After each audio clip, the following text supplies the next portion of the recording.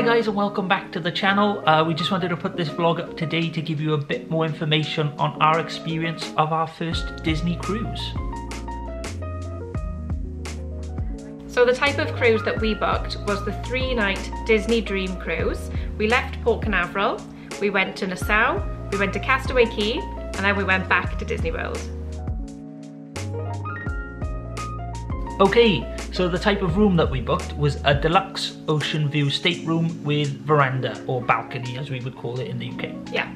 We did find the room, being that it was our first experience of any sort of cruise line room. Yeah. We'd seen obviously vlogs from other vloggers that showed the rooms and things like that. There is also a room tour on our vlogs. I think it's on the first day, the first vlog. I would imagine it would be the first day. I think so. And we do show a room tour there with everything in it. We did find it, I would say, first experience, very spacious. Very spacious. Compared to what we expected. Yeah, I was expecting a cruise line room to be a lot smaller than what it was, a lot more compact. I did not think it was compact at all, nor the bathrooms. There was quite a bit of space in there, to be fair. Yeah, and the other thing I would say, I don't know whether it would be a first cruise or whatever cruise you're booking, we did find the balcony was brilliant. Yeah, I think it made a difference. Just getting some fresh air sometimes. You don't always need the fresh air, but it's nice to have as an option, I thought. And those breakfasts in the morning on the balcony looking out over the sea were brilliant. They made the cruise for me anyway. They were. And the place that we chose on the cruise ship was, the room that we chose actually was 6066. Yeah. We chose this because it was the middle of the ship that way and the middle of the ship that way.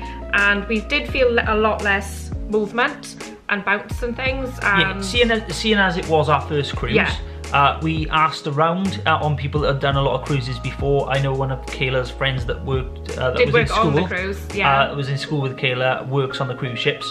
And so we asked some recommendations, and we spoke to Disney Cruise Line as well and asked them where they would advise to go for a first time cruise. That's where they advised, and that's where I would advise. We did find there was a lot less movement.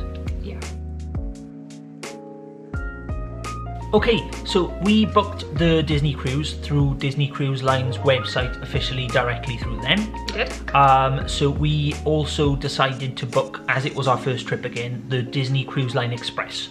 So that is the bus that takes you from a Disney resort down to Port Canaveral and back again after your cruise. Because it was our first cruise, we decided not to drive or do a lift or an Uber or anything like that. We thought we'd entrust in Disney to get us there. Play it safe, yeah. The only difference is, guys, the Disney Cruise Line Express is not like the Magical Express that takes you back and forth Orlando International Airport. It's not free of charge. So I believe, we can't remember exactly, but we can remember roundabout, it cost us between 60 and 70 pounds each return. So it was between 120 and 140 pounds to get us down and back. But we would definitely advise that. I highly recommend it, especially if it's your first cruise.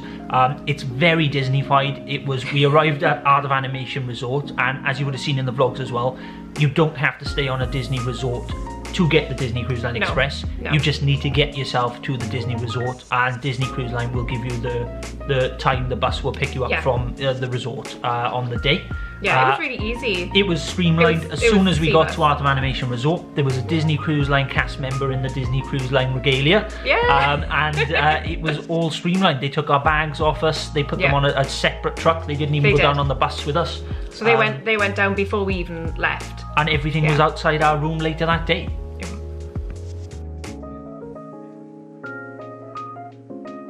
So, another thing you need to be aware of, if it's your first Disney cruise especially, is your dining options and how you want to organise all of that before you go. Yeah.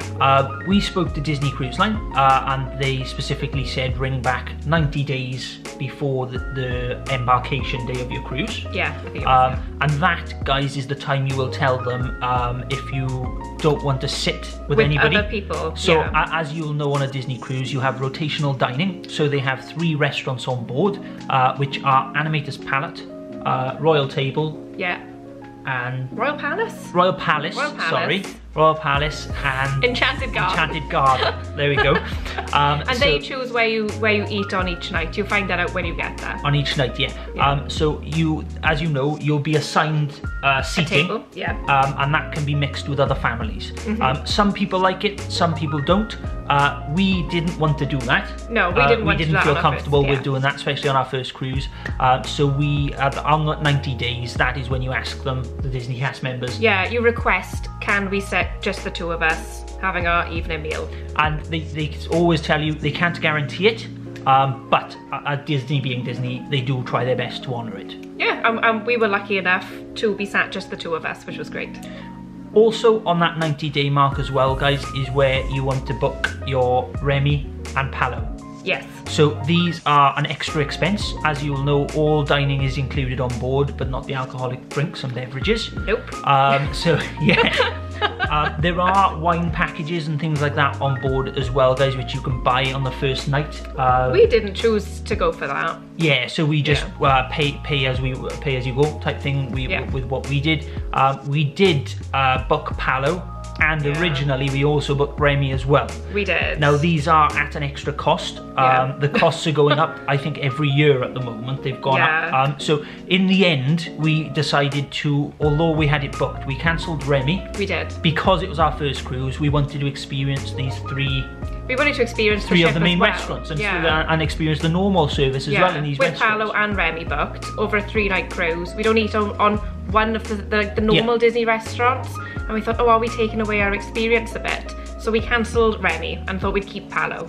Yeah, in hindsight, we didn't get to go to Palo either. Or we did get to sit down there. We sat in the restaurant. But it was a rough night at sea kind of thing, and we had to cancel. It's all in the vlogs, you would have seen it. But in the end, we didn't eat there either. We didn't eat there either. And they didn't charge us, to be fair. No, they did fully refund it. As I say, we did turn up and we'd ordered our meal. But we had to cancel. And then I thought, I can't sit here. For those of you who don't know, that is because Palo and Remy are right at the back of the ship. At the very top deck. So the higher you go, and the more front or back you go, the more you feel the sway. And you can certainly feel a difference, especially if your room is in the middle of the ship. There is a big difference, isn't it? Yeah. Okay, so we're not food critics. We just like good food. And we've eaten our fair share. We've eaten our fair share of food. So yeah, dining on the ship, the restaurants were all really nice. I can't say I didn't like any of the food, because I did enjoy all the food that we ate.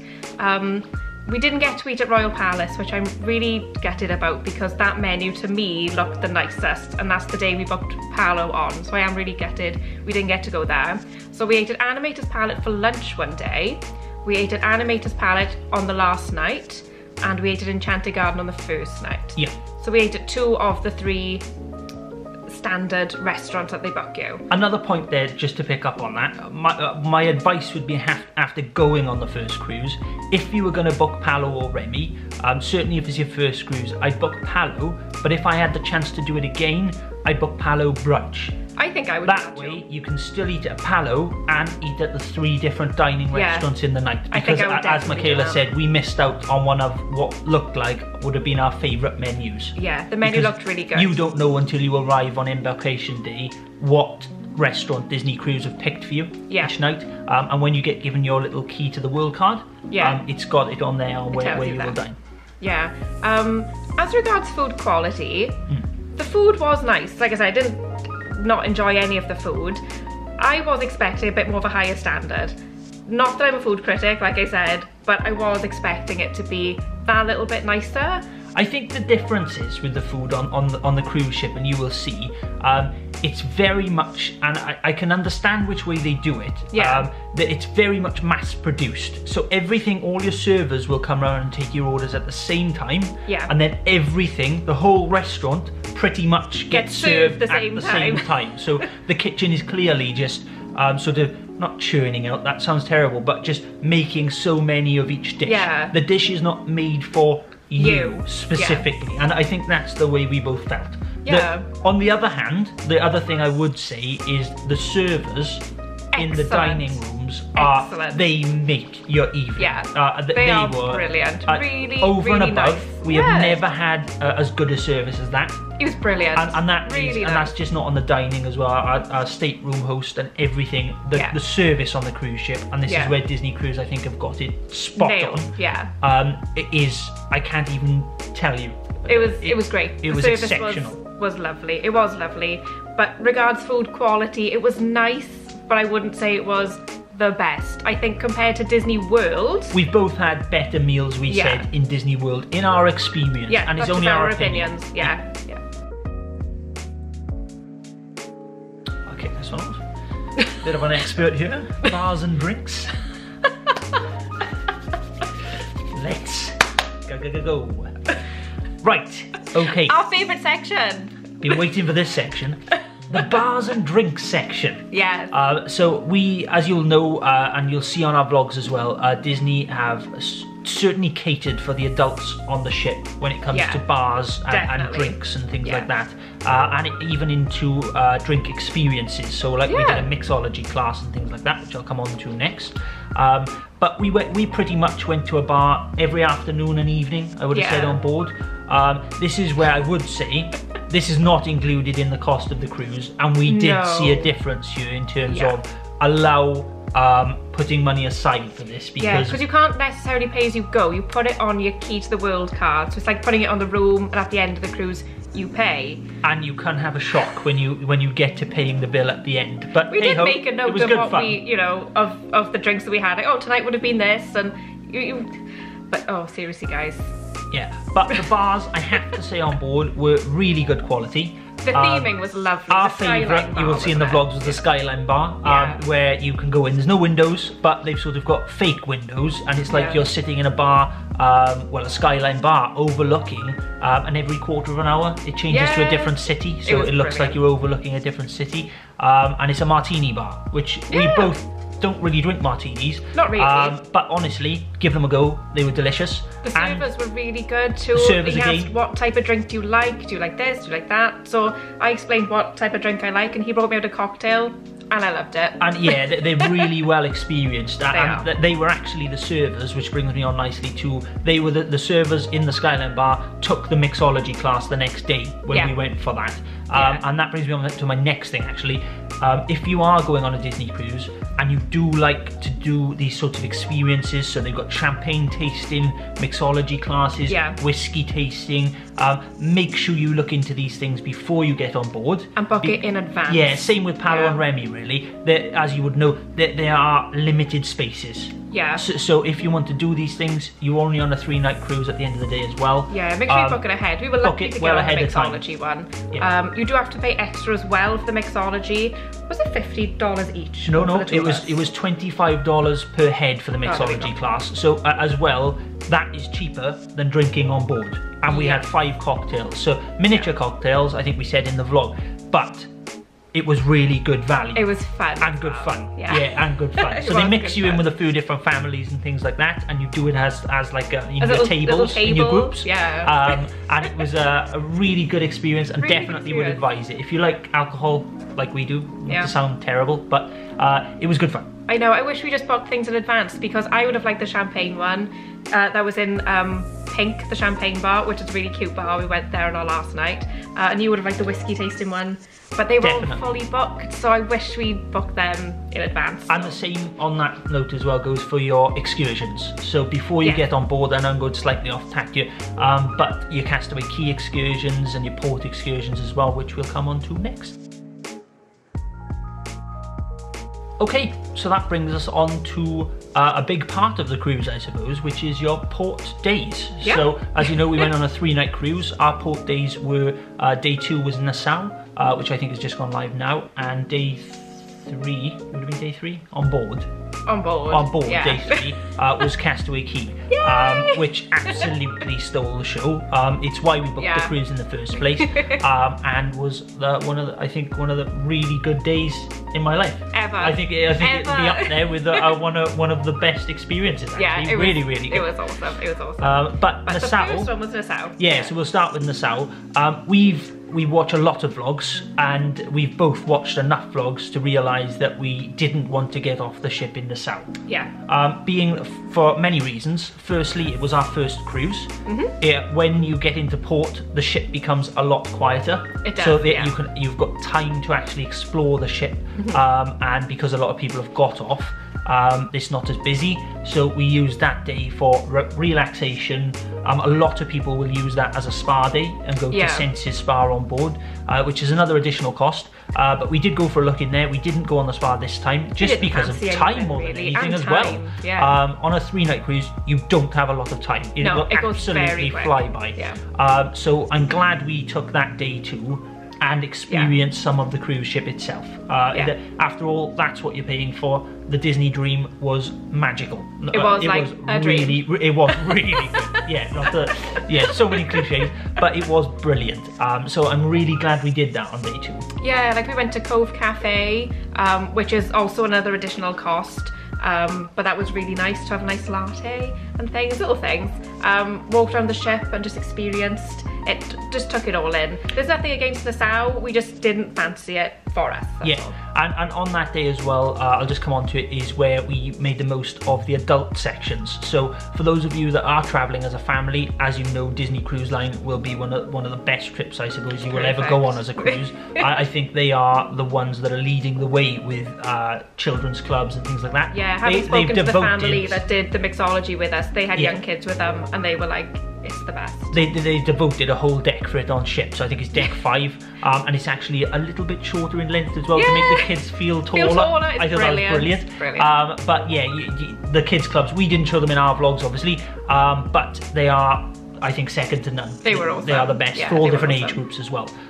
But then that obviously gives us a chance to use the adult-only areas. Now, we did see children in these areas because you're on a cruise ship. People have to walk through these areas sometimes to get back to their stateroom, etc. Totally cool.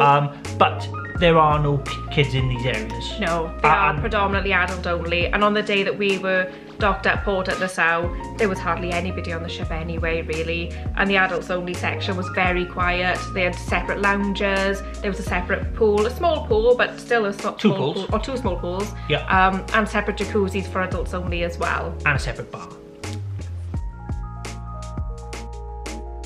So, on to day 3, which was the absolute Castaway Cay day! We were so excited for this, and this made the cruise, obviously, for us too. This is why we booked it. I think we said in the vlogs as well, we are not beach people. No, we this is why we like going to Walt Disney World. We are not beach people. Yeah, used to be, but we love a busy holiday. But Castaway Cay for us was a dream come true. It is like being on your own private island to a certain extent. The way Disney have done it again, I can't praise them enough. Really good day. The vlogs are just about to come out. If you haven't seen them yet, they're really good. Go and have a watch. We had started the morning really by having a look around and getting our bearings. Yeah, we walked all the way through the family section. Mainly in the morning, and then we went over then to Serenity Bay, the adults only section, and that was lovely. It was really peaceful and quiet. They had the barbecue, which was adults only as well on that side. That was really good. And we don't eat the quality on the food, on the barbecue was actually really good as well. Classic barbecue food, but it was really good quality, guys. And we will always come back to it. The potato salad. Potato salad. And I know that doesn't, for a barbecue, you don't think of potato salad as such, but it was delicious. It was really good. Sometimes it's the little things in life. It is. That's the things you remember. So after the barbecue on Castaway Cay Day as well, we rented bikes. We did. So again, it's an additional cost. I think it was negligible. It was like $13 each or something like that. Again, really well worth the cost in our opinion. Yeah, I got my exercise in. Yeah, cycled off a bit of that barbecue, and you had a chance to explore the island. Yeah. Which was really good. I would definitely recommend it. It was a lot of fun. They've got specific bike trails, haven't they? So. Yeah, they do. It was really good, so I would definitely recommend renting bikes. I thought it was really fun. So Castaway Cay Day, in a nutshell, was the best day for us, wasn't it? The best day. It was perfect. It wasn't a boiling hot day. It was a bit chilly. We wore our spirit jerseys. It heated up in the afternoon. Did heat up in the afternoon a bit on the bikes. Yes, that's me doing my exercise. My blood was pumping. So it didn't need to be the most fantastic weather to make the day. Yeah, to still enjoy it. Yeah, because we didn't do a heck of a lot at all. We just laid on the beach, had a few drinks. The one regret bikes. I would say, yeah, having come back again and everything's great in hindsight, was I did wish I did the snorkeling, which is where you can see like they've got like Mickey statues under the water and things. Yeah, weather would have been a bit too cold maybe? Maybe, because I think the only time would have been best for us to do the snorkeling would have been in the morning and the sun hadn't quite come up yet and it wasn't as warm. But one regret, I wish I would have done the snorkeling on it's in the family area really, isn't it? Yeah, but yeah, you go out to sea and they've got a big section which is all netted off, I believe, isn't it? So next time, that's going on the list. So yeah. Okay, so on the ship there was a cinema and there was a theatre. We didn't go in the cinema, which was the Lake Buena Vista or Buena Vista Theatre. It's the Buena Vista Theatre. Not Lake Buena Vista, just Buena Vista There's Theatre. no lakes on board. No, there's not. No. They haven't quite managed that yet. No, not yet, no. So we didn't go in there and watch any movies, but we did go to the Walt Disney Theatre and watch the shows every night. We love the theatre. We love seeing shows. We do. We love it. Yeah. The 3 shows, by the way. Yeah. So the first night was The Golden Mickeys. Yes. The second night for us was Beauty and the Beast. Oh my God, yeah. And the third night was Believe. Believe. Yeah, that's it. We really enjoyed the shows. They were a little bit corny, obviously. Beauty and the Beast was absolutely incredible. Could definitely be as it is on the West End. Definitely, yeah. It was we both incredible. said if you don't want to go and see all of the shows, just make sure you see Beauty and the Beast. I'm sure you've heard it before on other vlogs and things like that. If you watch cruise line vlogs, Beauty and the Beast is the best show. It is. If it was your first cruise, I wouldn't do anything differently again. I would go and see the 3 shows. Yeah. We enjoyed them all. Yeah, but going to a certain back, extent. like if I was going back again, I wouldn't see the other 2 shows myself. Yeah. But I would see Beauty and the Beast though. Yeah. I think it's one of the shows once you've, like the Golden Mickeys and Believe, once you've seen it once, you've seen it. Yeah. And the other thing I would say on board, in the cinema and in the theatre, one thing to get used to, because it is different. One thing we couldn't get our heads quite round was people do tend to walk in and out. They talk. They talk through the show. You've got to keep this in mind. There's like a different... It's not like you've queued, you've gone in, you've bought your ticket, you've sat down, you're going to watch a show. We like to treat the theatre performers with respect they deserve, to be honest. We like to go in, sit and watch. I don't like people walking in and out. I don't think it's fair on the other people in there watching it. That's just my opinion. People didn't seem to mind, like for instance, in the middle of a show, getting up, going out to the bar to grab a drink and coming back. That's a bit different if you just being quiet and things. But some people were quite, I don't care, there's other people sitting behind me. Yeah. And I think that I don't like things like that myself. Which we didn't find was too bad. Not too bad. But it's just something to keep in mind so you don't have a shock, because there is a difference when you go on board. Don't expect to sit down and everybody, even though the shows are only an hour long. Yeah. It's not a long time, but people will not sit for all that time. No. There will be people around you which will move around, talk, families and things like that. We were aware of this as well before we went in. We weren't like completely shocked. We did watch a lot of vlogs saying, you're not just going to go in and sit and enjoy a show, because there will be people moving around you. But for us, in saying that, it didn't take away from any of the shows. We still enjoyed the shows. It didn't. I just, myself, I think you should, if you're going in to see a show, go and see the show. Okay, so a very sad time in the video. It brings us on to Debarkation Day. Yeah. This was something which we didn't really read up on before going on the ship, and we didn't know anything about actually. There wasn't a lot of information I found on Debarkation Day, where it was great. Castaway Cay, when we came back off Castaway Cay, on the TV, they had a special channel just for the cruise that you were on, and our cruise director was on there explaining what to do for Debarkation Day, and that was great. Our cruise director, Jimmy. He's amazing. Fireworks at sea! It was fun. Anyway, he went through the stages of what to do to make it seamless and easy for you to get off the ship, basically, and it really helped us because we didn't have a clue what to do. So basically you pack the night before if you want to use this service, which I would advise and I would do again. I would advise anybody uses it actually. It was so much easier. Yeah. It was really easy. You can just pack and take your cases off the ship with you in the morning that you debarkate?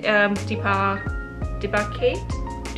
depart the ship. Depart the ship if you want to, but we found that the lifts were very busy. There were a lot of lifts, but a lot of people wanted to use them.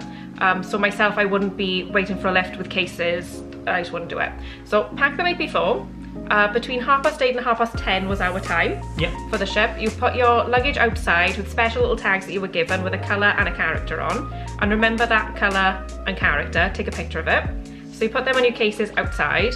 They are then taken away. You can still keep luggage with you, like your toiletries. There's no like, you can't take water or your shampoo. You're not limited. You can get off board with anything in your house. That's not a problem. Yes, you can still keep your shampoo and your hairspray and everything with you if you want. And then when you get off the ship the following morning, because you do have to get off quite early, was it like? By 9 o'clock. Before 9, the bus was leaving at 9. Early, which you can understand because they've got to get the ship ready for the next. They've got to turn it around for the next cruise, haven't they? So when you depart, I don't know the word, depart the ship? Depart. Why do you say depart? Depart, that's it. You go down into like this, like a warehouse. Garage warehouse thing. And they were all laid out. Colour character with all the cases underneath. Disney being Disney again. It was really perfect. easy, really you just simple. went down, grabbed your case, went through like another version of customs. Yeah, like US customs when you get to the airport, but a lot easier. And it just moved very quickly. You just join a queue, go through, and then you're straight out onto the Disney Cruise Line Express. They tell you which bus to go on. You just go to your bus. Back to a Disney resort. Your case now goes on the bus with you. Yeah. And then it drops you off. It was seamless. It was so easy, and I would definitely do it again and definitely recommend it. So that is it from us on our Disney cruise. Knowledge, experience. Yeah, it's just our opinions, and I hope you found it helpful. And if you've got any questions, leave them in the comments. Yeah, if you have got any other questions that we haven't covered, yeah, by all means ask us a question, because I know it was very much an area which we didn't know anything about. No, we're not experienced it by any way. We've only done one cruise ever, and it was this one. And again, this was just our experience on what we found it to be like. So it was good fun. I hope you've enjoyed it. Give us a like, give us a comment, subscribe if you want to, and we'll see you again soon. Bye. Bye.